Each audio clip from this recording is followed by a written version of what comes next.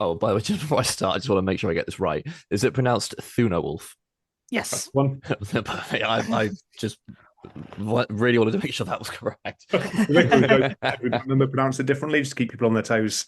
So I Yeah. really might to say with Thunderwolf, just to be a bit of a twat. Worth Yeah.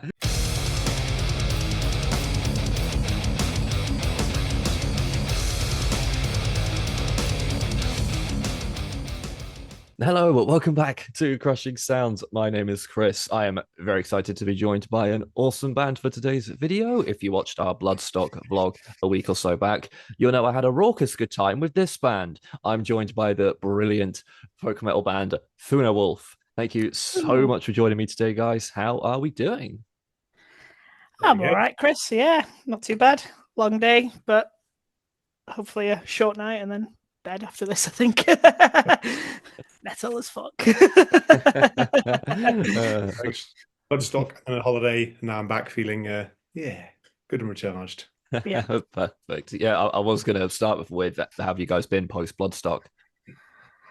I mean, the band is not much has happened because everyone's been on holiday. So hopefully everyone's refreshed for the gigs we've got coming up this month. But yeah, we've not really had a practice. We've not really spoken much because everyone's just been with their families and Yeah, you know, recharging, I important think. detail, though, Gibby. One really major important thing we did do, which is very productive and very awesome, which you forgot before Oh, yeah, I forgot about that. we started making a music video. So we're Oh, part of the way through a music video for our next single. We're finishing filming that on Saturday. So that's been really good. It's got a lot of references to Old English tradition with a bit of folklore and kind of a play on what's normally quite nice traditional folk music. We've taken a sinister twist on it. Yeah. nice. Brilliant. Cool. So we'll get to your Bloodstock set in just a little bit, but let's start aptly at the beginning of things. How did Thunarwulf come to be? So I was in a band with our drummer, Nick, a few years ago. And we sort of went to a few members, had a few lineup changes. We thought nothing's really happening in this band, unfortunately. And Nick said, "Well, a friend of mine, Karen, plays guitar and she really wants to do some pirate metal." I was like, "Oh, I've been looking for a folk metal band for years." And then Nick was like, "Well, I'll think about some of the members. Well, I'll see what else I don't like folk metal and we'll see what we can get started." So then cue Gibby when you come into the equation. So I used to go to college with Nick many years ago. And since we left college, which would have been in like 2009, I've not really kept in touch with him. Like bumped into him sporadically after gigs and things like that, but didn't really keep in touch or anything like that.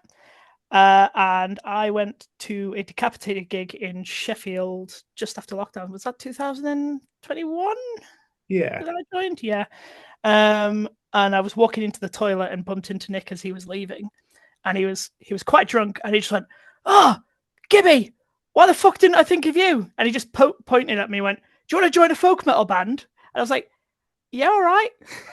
And he's like, "Cool, I'll message you." Didn't hear from him for about 2-3 weeks. and then he just messaged me out of the blue saying, "Fancy a jam on Thursday or something like that?" And I was like, "Yeah, sure." And then thus I joined. So I joined in the toilets of Corporation in Sheffield. Then thought we need some more nice like even more folk. So Karen plays a lot of electro folk. She's quite big in the electro folk scene. And we thought it'd be nice to have like two folk musicians to really kind of bounce off each other. And I'm on the Folk Metal Grove, as is Gibby, which is like a Facebook page where folk metal fans from across the world come together and just introduce each other to mad folk music. So I put a message on there saying, "Is anybody who plays any folk instruments fancy joining a folk metal band in Sheffield?" And Hazel replied saying, "Yeah, why not? Live in Manchester. Is that a problem?" So no, cool. If you can get to Sheffield for rehearsal, why not? So they joined the band around that time, and then we got Rich, who's in another Nick's band, so Rage Against the Machine tribute band called Rate Against the Machine. I'm not Yorkshire enough to say it properly, but that's what the band are called. Yeah. So joined as well, and then the lineup was kind of complete. We had a singer for a while, Haley, our first singer, who left the band. But the guy who produced our first EP, Will, he got in touch when we were auditioning for singers and said, sounds quite mad since I engineered your first EP, but can I join to be in the band? Yeah, why not? So I came with his amazing gravelly voice, his nice twist on things. He plays every instrument you can think of. So the lineup was formed. he also brought some mead to his audition, which probably helped quite a bit. So and wearing a cape. So I've just seen a cold winter's night. Will storms off the streets of Sheffield, bazooki in one hand, mead bottles dangling from his belt, wearing a big cape. Like, right, this is a great audition. Yeah. Yeah, understood the assignment. Yeah. You make forming a folk metal band sound so easy, because my band struggled to find a damn drummer, let alone a flautist and a keyboard. So was it literally you knew the right people, or you put it out on that right forum and it just sort of fell into place, basically? It probably helped that the drummer was like the starting member. Yeah. It's kind of his initial idea kind of thing. So that's probably why we've managed to do it quite easily. Finding everyone else is kind of easy. And it's also, Nick also has his own kind of practice space, which made it easy for us to meet up and get people together when we kind of wanted to as well. Having 7 members is sometimes a bit of an issue, juggling people's time schedules, especially in the early days, but we're still trying to figure stuff out. But that kind of helped Nick having his own space, where we'd just be like, before we had a set practice day, it was just like, okay, can people do a Tuesday? Can we do a Thursday? And yeah, just kind of alternated between days for that. But yeah, the amount of people who stumble making a band, trying to find a drummer who can do the business. Or commit. Yeah. They're always in like 5 other bands. Yeah, exactly. So I'm fighting to be our drummer's favorite band, basically, that he plays in. Anyway, between Will, our singer, and Nick, our drummer, I think the two of them collectively have probably about 8 bands under their belts. Yeah. Always the way. I've used the term folk metal a few times. Obviously, that genre title is quite broad. Would you guys use the word folk metal to describe your sound, or do you have another way you'd like to put it? Yeah, definitely folk metal. Yeah, because we're quite. The differences with us is we take a lot of UK centric folk. A lot of the melodies we use are traditional UK folk songs. A few from further afield. We have some French melodies in there as well. And I forget where some of the melodies are from, because Hazel and Karen will know the source of those. But we tend to be more sort of Anglo-centric folk metal, whereas a lot of folk metal comes from Finland, or sort of like German bands as well, or Scandinavian bands in general. So we're kind of a bit different in the fact that folk metal's not really been huge in the UK, but there is a growing scene now. So that's we try and draw on our heritage and not pretend to be Vikings. We pretend that we're ancient Celts instead. Yeah. Yeah, I was going to say, because it always frustrates me that this subgenre is still really, really niche in this country, because it's one of my favorite forms of the heavy metal. Have you found it has it been a difficult sell for people in the UK? Have you struggled to get people to engage with it? I don't really think so. Especially locally, I think we kind of stood out a little bit early on, because our first ever gig was taking part in the Metal to the Masses in Sheffield. And then we also played Warhorns, but the next couple of gigs were just the quarters and then the semis, and then we got to the final. And it was quite nice hearing people say like we were something different in the scene. I mean, Sheffield's a really good like cooking pot for all kinds of like alternate music in general, not just metal. Just there's always really like some really cool bands coming through. But we're the only real kind of folk metal band in the scene, and that I think kind of made us stand out. One of my favorite kind of memories when we were first gigging, where I can't remember which gig it was we'd played, which Metal to the Masses heat it was, but I happened to be in the same venue in Corp the next night for watching a gig. And I heard one of the bar staff say that the support band were on. I can't remember who was playing, but the bar staff were like, "These guys were shit. The band last night had antlers on stage with them," and I was like, that was me." So I think we've kind of stood out in that sense. But what's kind of also nice is because it is quite a small niche, the actual kind of community are really kind of tight knit. So there's like lots of small. I mean, there was the Warhorns Festival, which was kind of our like flagship British small like folk metal thing, and it's quite nice that we've played there. We've kind of got into that crowd, and the amount of people, no matter where we play all over England, who we see at the gigs, who we met at Warhorns and stuff like that. So it's a small scene, but it's like an enthusiastic scene, I think. And everywhere we go, we seem to get a good crowd and everyone's having fun. And yeah, and people walking in as well who've never experienced it before. It's something new, and it's like melodic and happy, and then brutal and deathly, and it's just got a nice vibe, I think, and everyone can kind of find something they like from it. Yeah. So I don't find off the back of that, like say we play gigs like Metal to the Masses or play with bands that aren't folk metal bands, you get that surprise element. Like if you mentioned people thinking, wow, never realized that folk metal exists and they absolutely love it. Or the other side is we've also made friends with quite a lot of other bands in the UK folk metal community. There's another online forum called UK Folk Metal Alliance, which is a collection of kind of small UK folk metal bands who all kind of get together, and we've been putting on gigs for each other and traveling around the country, playing to each other's fan bases. That's really nice. It really feels like this new up and coming scene rather than, you know, the kind of the sort of people emulating stuff that already exists. It's quite a nice, fresh scene to play in. Yeah, for sure. I mean, obviously though, you guys I think are doing a show with Lynn. Am I pronouncing that right? LN. LN, yeah. Who also played Bloodstock this year, of course. So yeah, I guess it's sort of like there's a niche community of folk metal within the niche community of heavy metal, basically. So have you guys played with those guys before? Yeah, we've played with them once in Liverpool. Was that March or February this year? Something like that, Jesse? It wasn't it? It was late winter, early spring, about yeah. So we played with them then. We've had gigs in the past, though. I mean, as far as not long after we started up, there was a gig booked that fell through. That was when our original singer left the band. We had to kind of pull out the gig because we didn't have a singer. So we've known them and we've been in contact with them for years. And that what's kind of cool about LN is that they kind of started around about the same time as us, and we've both kind of. I think they're growing a little bit faster than us, and rightly so. They've got that wicked, really good band, really good stage presence. They blow people away whenever they play.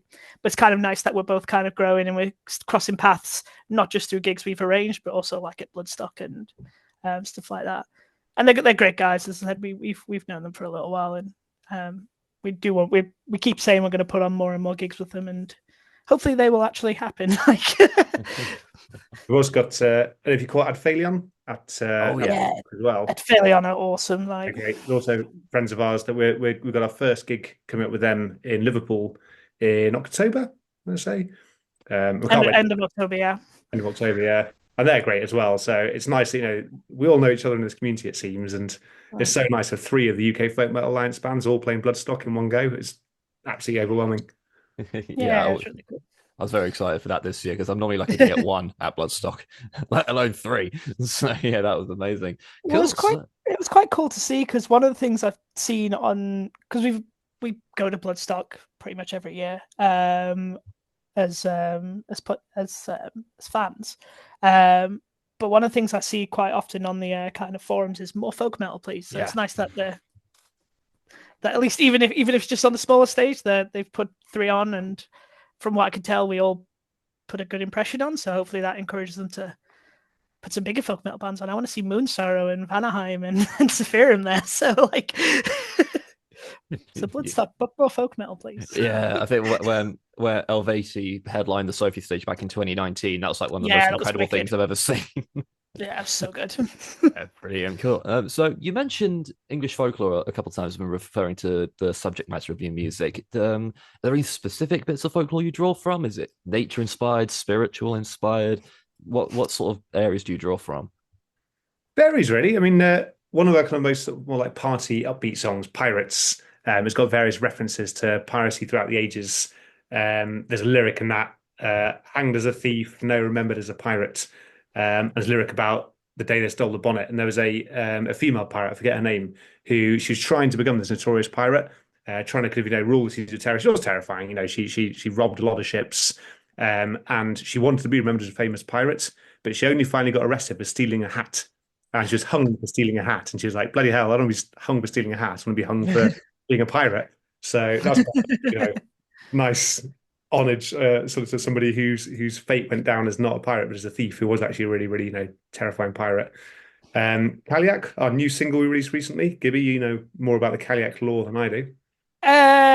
I mean, yeah, so there's some songs that we've written, some that haven't been finished and some that have never been released as well, that have like I like looking into kind of the old like deities and stuff like that from just the different Gaelic and Celtic backgrounds. Admittedly, a lot of the time it starts. I don't want to pretend like I know a lot about it. A lot of the time it comes from just Googling. Like I think with that, we were writing a song. I was like, oh, this is kind of feels like wintry. So just like, I wonder if there's any winter Scottish gods, and found out about Cailleach, and then found out she's got a really kind of cool story. And then we wrote the song about that, based the lyrics all around that. So yeah, we try and keep it not necessarily just spiritual, but also kind of folk tales and folk stories. I just love the fact that Jesse called that song Pirates when we all agreed we were never going to call it Pirates again. We even gave it a name and released it, and we all still call it Pirates. Blood and Plunder is the real name. Blood and Plunder. Yep. Because on the set list we always write Pirates for Blood and Plunder, but there we go. Yeah. And also one of our first gigs, there was a very nice review that came out about us. But one of the final lines was, "We didn't need that token pirate song now." So it's like, right, people hate songs about pirates. Let's not call it Pirates, but we still call it Pirates. Funny you should say that, because my band are not folk or pirate themed in any way, but we do have one song about pirates. And one of the comments we had after a gig was, and they randomly busted out a song about pirates. What was that all about? So clearly, some people just get really riled up about pirates. The working title for our song was actually Token Pirate Song when we first There wrote you it. go. There we go. Oh, brilliant. Cool. So, what sort of bands are sort of inspirations behind the songwriting side of things? Do you draw from are there any big bands that are like really key inspirations for you guys? Oh, definitely. I mean, I'm a long-term Iron Maiden fanboy from the age of about 8. So I do keep on writing quite gallopy riffs and have to kind of rein in my Iron Maiden influences when I write stuff.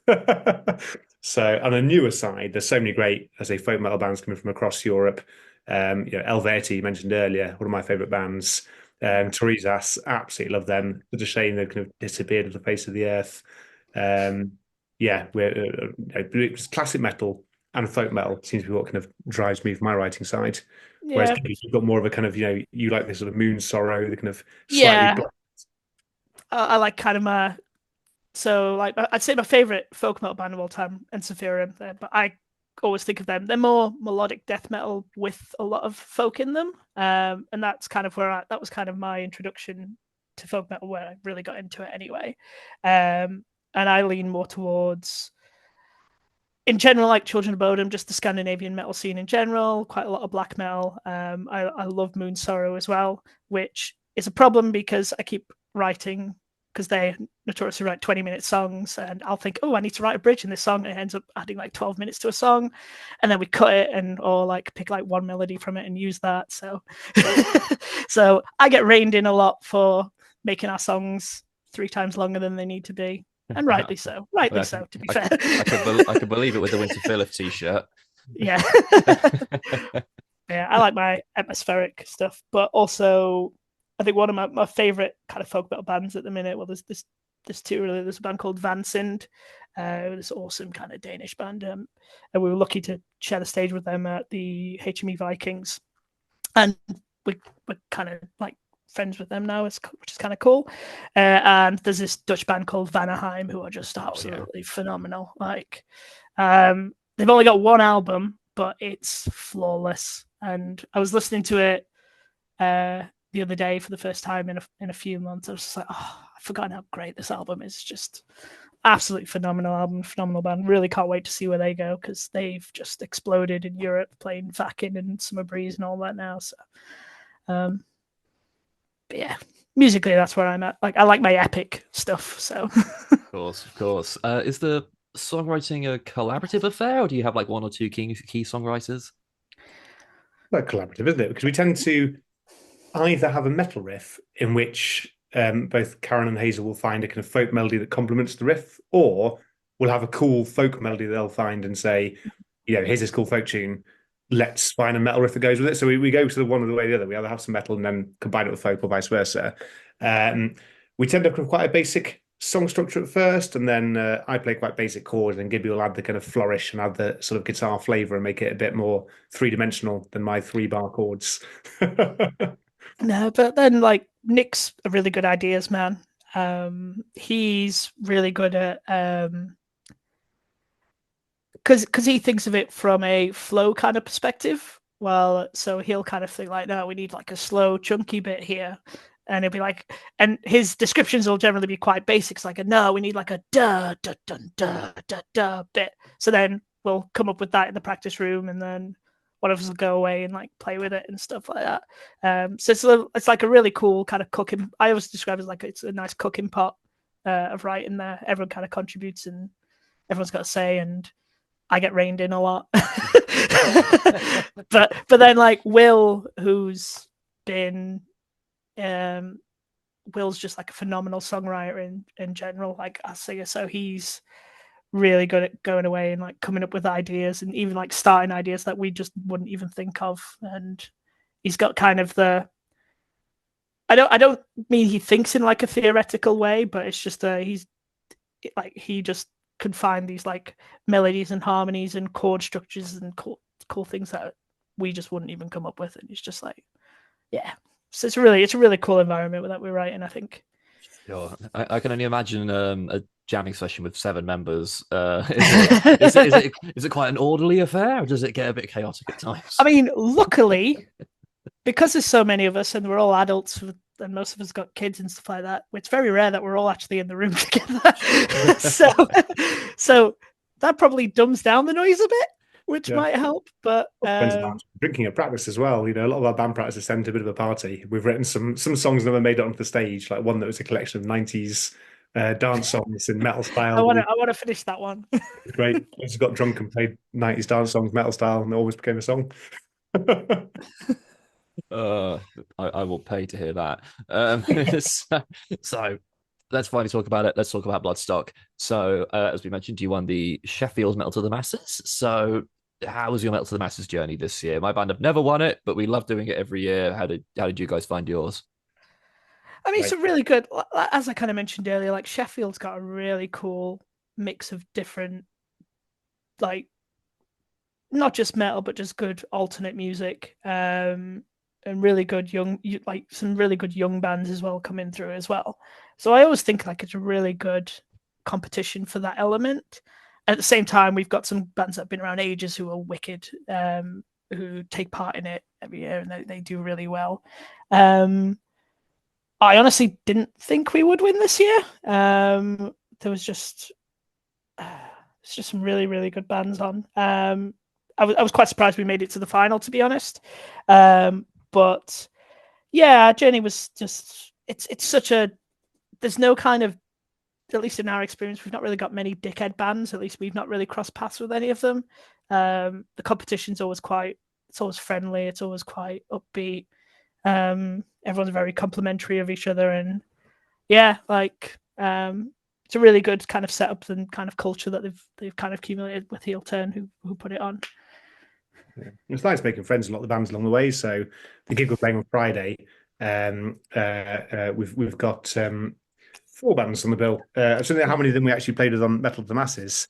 So it's Mortivia are coming on, yeah. So they're somebody who we competed with in the second round of Metal to the Masses. Yeah. They're such a good band. We thought we've got to invite them back to support us on our headline gig. And we're trying to get some more gigs at some point with Firmament, who are also absolutely superb. Again, they've got quite some Iron Maiden type sound with them, so they absolutely tick my box. So to be able to share the stage with them twice during the competition was great for me because I love them. Obsidian again, absolutely superb. Echoes of Obsidian are going to go places. And we're playing again with them at the end of September as well. So all these bands you become friends with, you admire their singer-songwriting abilities, and sharing the stage with them in the future is awesome. Yeah, fantastic. So how did you feel your set for Bloodstock went? I thoroughly enjoyed it. How did it go for you guys? Great fun. It was great. Themselves in the crowd is such a buzz. Biggest crowd we played to so far, and people jumping around with inflatable saxophones, and we had a line consisting of a load of guys dressed as bananas. It was just something else, absolutely brilliant. And for the crowd to be buzzing off that kind of energy and fun that we bring to metal was so rewarding.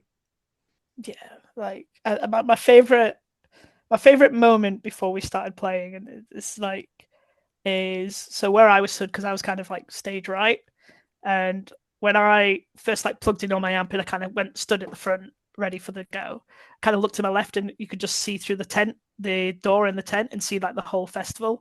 And I was just like, this is cool. Like this is very cool. But I don't like I didn't really feel nervous or anything before we went on. Like getting all the gear together in the morning and stuff, like because it all kind of came in Jesse's car, who showed up a day later. There was like the panic of, is everything here? Do I have everything? But we had a good hour and a half backstage to like get everything set up and plugged in and get the makeup on. And I just remember like once we got ready, I was just like, I'm ready. Like, let's do this. Like, it's gonna be right good. It was such a good day. Like the weather was great, and I think we were on at a really nice time as well, like 1:30. So luckily didn't really clash with any massive bands. Nice hot day. Everyone was at Lemmy's bar, which is right next to the tent. So like I think we got a little bit of a crowd from that as well. But it's just like really good kind of like all the stars aligned in terms of vibes, and it was really good. Like just enjoyed it.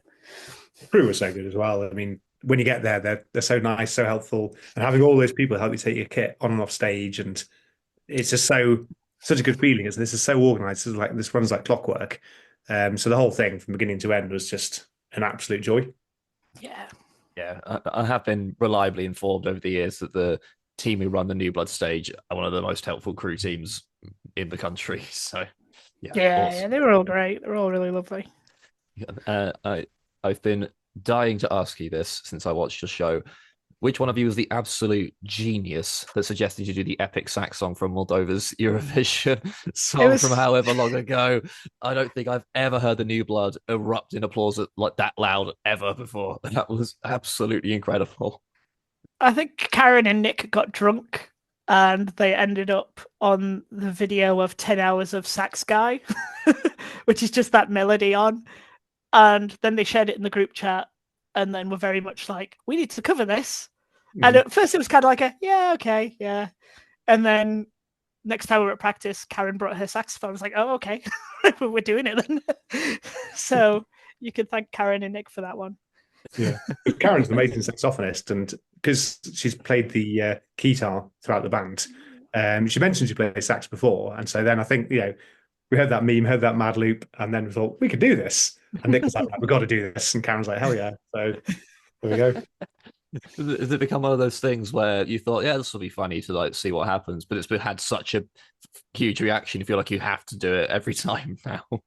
Exactly. We were just going to play as a Metal to Masters gig, weren't we, for the semi-finals? Yeah, like we threw it together a week or two before the semis, and it was just like fuck it, should we do it? And it was just like, well, we've not really practiced it, but it's like 4 chords, so like in terms of guitar. So we just put a quick structure together, and we just thought, fuck it, let's do it. Let's see how it goes. And that one was quite a cool night because we had so Richard, our other guitarist, his son's band was playing on the same night. Really wicked, like deathcore band called Epitaph. I think I've heard of them. But yeah, so they brought, because they're all like 17, 18, 19, they brought like quite a big crowd of them, all the friends from college and stuff like that. Sure. So we were like, well, they're all here to see the deathcore band, so we probably won't get through this, but we'll play that. And we had all them dancing to it, so it was kind of like when you win the crowd over with sexy sax guy, I guess that's what gets you through. Fantastic. I was there with my brother, and when you brought the flag out, he just went, "Are they from Moldova?" And I went, "I don't think so. I can't explain this." The unofficial line is that it's Will's auntie, or sometimes Moldovan, depending on what day it is. Like Will's just sometimes says, "I'm Moldovan" on stage, and we're like, people are going to start believing you if you say it enough, Just go with it. It'd be hilarious. I mean, don't get me wrong, I adore folk bands who do it completely straight and serious, like of 80 or Sayer and any of that kind of thing. But it is just fun to embrace the ludicrous nature of this thing and do stuff like that. Well, I think that's one of the cool things we've got going for us, is that we've got a couple silly songs and a couple serious songs, so we can kind of skirt the line with it. And then we've got songs like Noonwraith, which is going to be on the new EP, which we did play at metal to the masses, but it's kind of starts off silly, funky, and then goes into this epic kind of black metal bit right towards the end and big chants. So I do think that's one of the things we've done quite well so far, is in like skirting the line between both and kind of getting the both of both worlds in. Because as you said, like a lot of folk metal bands will either lean towards the silly, like your Corpiclani and your and things like that, and they're great. And then your serious ones like your Moon Sorrows and your Seor, as you said. But I like that we can kind of do a little bit of both and get away with it. And that's where I think bands like Ensiferum do it so well, and Tories Ass, because they have a foot in each bucket, as it were. You know, you got Ensiferum doing covers of Gypsy Kings' Bombaleo and stuff like that, and they're awesome. And Tories Ass have got, you know, they've got like Rasputin, but then a lot of the other songs are just wicked, you know, fairly serious folk metal.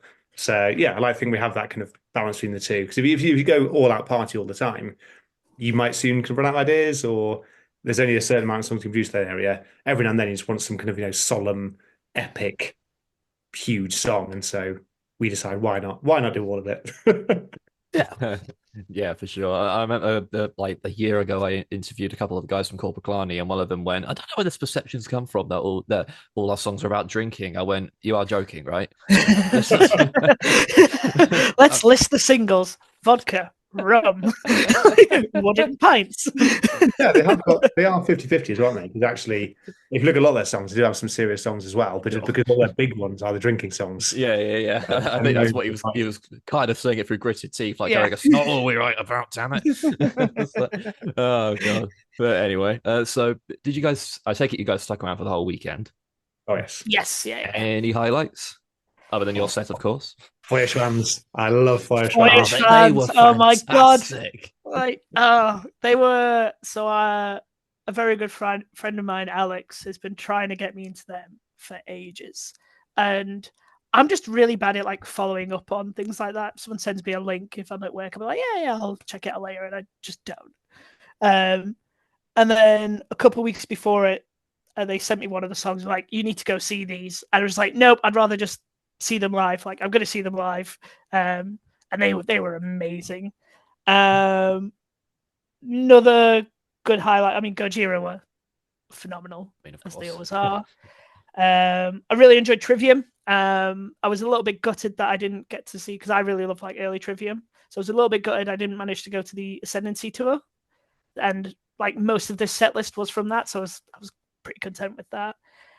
Rivers of Nile were wicked. Awesome. I really enjoyed them. Good to see the sax on stage as well. Yep. Yeah. I saw them a few years ago supporting Lorna Shore, I think it was, at Leeds, and they were all right. Like, but it just, I didn't really gel with it then. But the new album, which seems to be what most of the new set was, is really, really good. And that setup, they were cool. I mean, I was massive into new metal back in the 90s when it first came about. Static X. Oh, yeah. And Fear Factory as well. I forget the name of the new singer, but the new singer is just like Burton C. Bell was in the 90s. So it's like, this is great. This is like Fear Factory have kind of reset themselves to the 90s version. They played loads of the old classics. So I had that massive nostalgia trip from those two. That was it All for Metal as well? All for Metal, yeah. They were fun. Like, my favorite part of there was the when one of the guitarists, because there was the two kind of smaller female guitarists, when one of them did a solo, the big singer just kind of picked them up, and then he put the other singer on his shoulders and stuff like that. They were a lot of fun. I kind of like it's a little bit of a blur. Like, I can't really. Yeah, the more I think about it, the more the like ridiculous folky kind of slash power metal bands were actually there this year, more than I remember, to be fair. But yeah, Feuerschwanz were fucking bonkers. Yeah. I assumed they were just like a epic folk metal band, which I think they have been in the past. And then they played Nightclub, and I went, "What the hell is this?" Yeah. they're like folk electric callboy on some of their songs. Yeah, and I think they've got that really going for them. Like, they're like, Nightclub is great. That has been on my Spotify playlist since I saw them. Yeah. And Bastard Van Asgard is also like great tune. Brilliant. Cool. So you guys literally, I think, release a song on the Wednesday of the fest, I think. Um, Yes. I know not everyone went to that Wednesday like I did, but was it a happy accident that that song happened to come out the day of Bloodstock? Not really. It's one we wrote a little while ago, and we recorded it, had it almost ready, and thought, you know what? Let's push to get this finished and released in time for Bloodstock, because we hadn't released any new material for a little while, and we're currently recording the rest of that EP at the moment. So, well, sorry, we've recorded it. We're currently mixing the EP. Yeah. So we're going to release it in their individual tracks. So we thought, there's no better time to do it than just before Bloodstock. Which song we were talking about earlier, Kaliak, the goddess of winter and frost and rejuvenation and freezing and wrath and all sorts. Yeah, she's cool. Pardon the pun. So when can we expect new music to drop? So the music when Will finishes mixing it, like to put it plainly, but where the music, yeah, as Jesse was just saying, we're doing the music video at the minute. We're hoping to get that out by the end of the year, for sure. The EP probably by then as well, I imagine. I don't think there's much more to do on it. There's a few couple bits, but we're also not wanting to rush Will with it and anything like that. He's got his other commitments, he's got his other bands and things like that. So it'll be done when it's done, but hopefully by the end of the year. Yeah. Okay, fair enough. And so now that we are beyond Bloodstock, what does the rest of 2025 have in store for you guys? Good. We got this gig headlining Corporation on Friday. We have got Powerlines Festival the end of September. Is that the 20th, Gibby? Yeah. We have got October in Liverpool, November down at the Fiddler's Elbow in London, and then a bit of a pause over winter before we get back to gigs. We're playing Corporation again in March. Yeah, there's a few other things that are kind of penciled in that I think are going to go ahead around the same time, kind of like March, April, May time. Just waiting for confirmation, really, or that we can announce them. My dying quiet as to anything happening, maybe Bristol way at some point. We'd hope to, because we know a few bands around that neck of the woods. So I mean, I think I'm from Wales, so it's kind of a little bit of a detour for them, not too much. You've also got Albion, who are based in South Wales, who we've gigged with a bit in the past. So it'd be nice to play with them around that area. I don't know if Aventail is still Bristol based, because some of the members have moved out of Bristol. They've moved around a bit, but they're technically still active. Yeah. So there's a few bands around that area. So we're definitely not ruling it out. It's definitely on our list of places we want to play. Yeah. So yeah, keep your eyes peeled.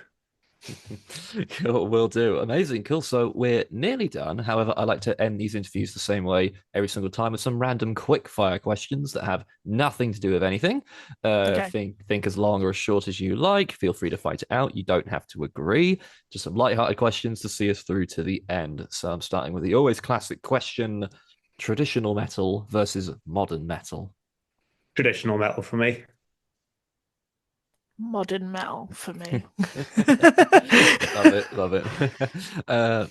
Mosh pit or standing at the barrier? Mosh pit. Standing at the bar. Hey, secret option number 3. I'm not sure. Me and Gibby at Warhorns, we were at the barrier for most of Warhorns weekend, to be fair. Yeah, I like Warhorns doesn't really have a pit though, which is nice. I'm too old for pits these days. So standing, if I can stand with a beer, I'm happy. Fair enough. Go to post-show meal. Ooh, that kebab was pretty wicked we had after the Masters. I do love a good kebab.